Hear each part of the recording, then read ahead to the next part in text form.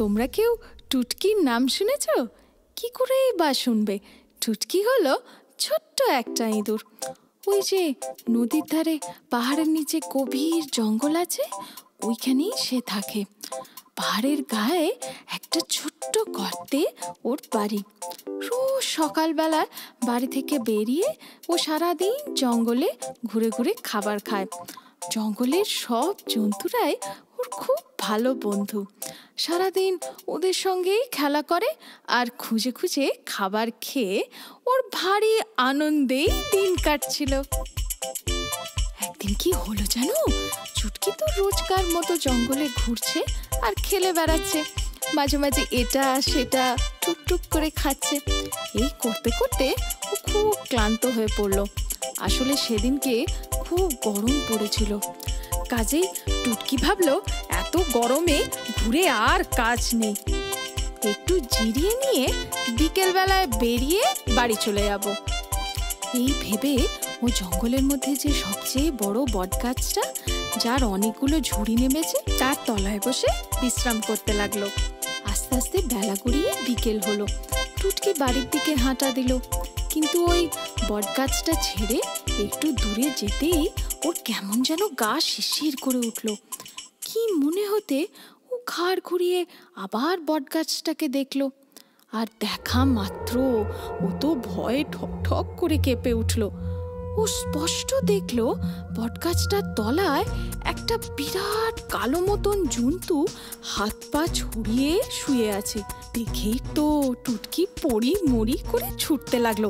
ভাবলো যে করেই হোক এখান থেকে পালাতে হবে, কারণ এর হাতে একবার পড়লে আর রক্ষা নেই। এই ভেবে টুটকি তো প্রাণপণ দৌড়চ্ছে। হঠাৎ ওর দেখা জঙ্গলের খরগোশের সঙ্গে। খরগোশ ওকে দেখে বলল, কি রে টুটকি, কোথায় চললি? এত দৌড়চ্ছিস কেন রে? কি হয়েছে? টুটকি বলল, খরগোশ দাদা, প্রাণে যদি বাঁচতে চাও তো তুমিও পালাও। যে একটা বড় বটগাছ আছে, তার তলায় একটা বড় জন্তু দেখলাম, নিচে শুয়ে আছে।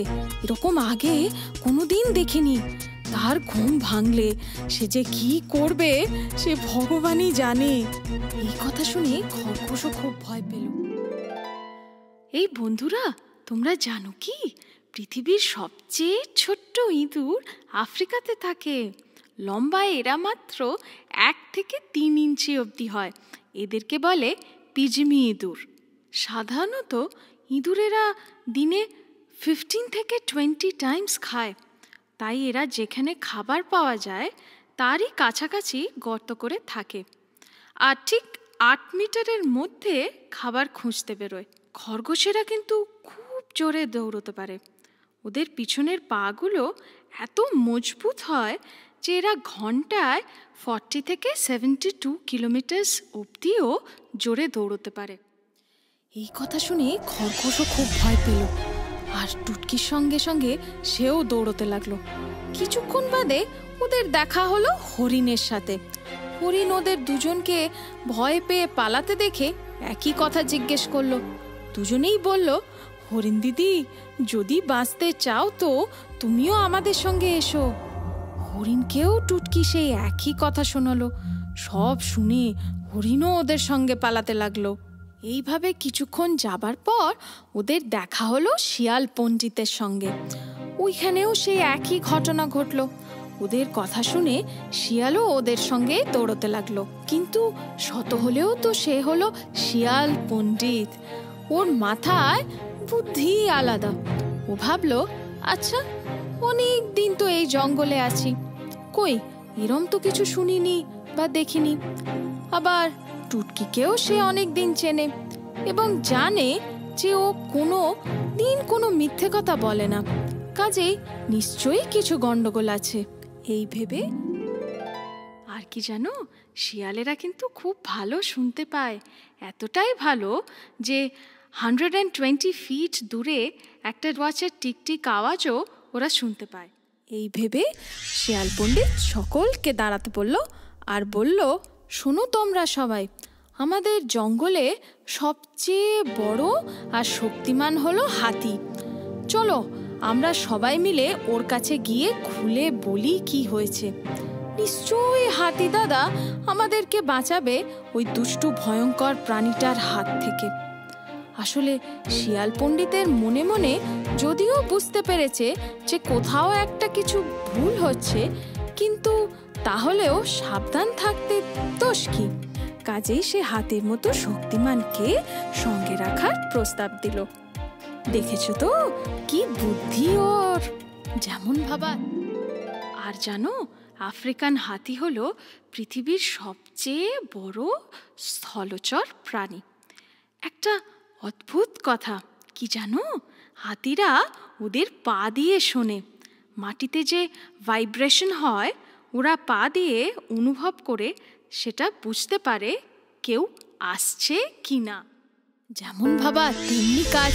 সবাই মিলে হাতির কাছে গিয়ে হাতিকে সব খুলে বলল। টুটকি এও বলল, হাতি দাদা, ওই যে জন্তুটা তোমারই মতন বড়, কিন্তু তোমার যেমন দুটো দাঁত, ওর কিন্তু অনেকগুলো দাঁত, আমি নিজের চোখে দেখেছি।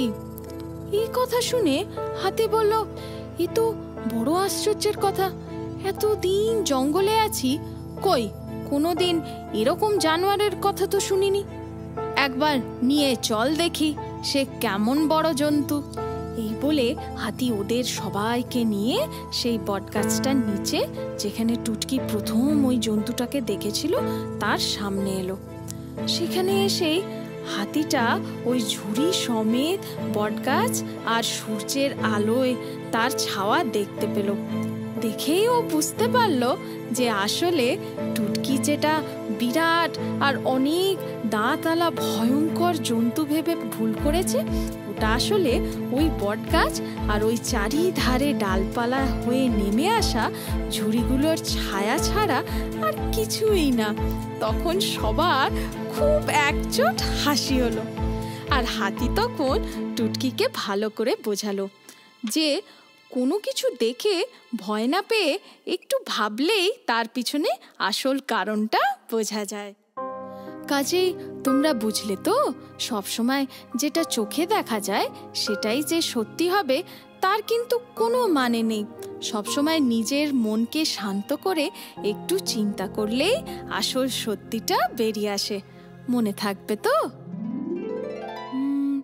তোমরা নিশ্চয়ই জানো এটা, যে ভারতের জাতীয় গাছ হলো বটগাছ।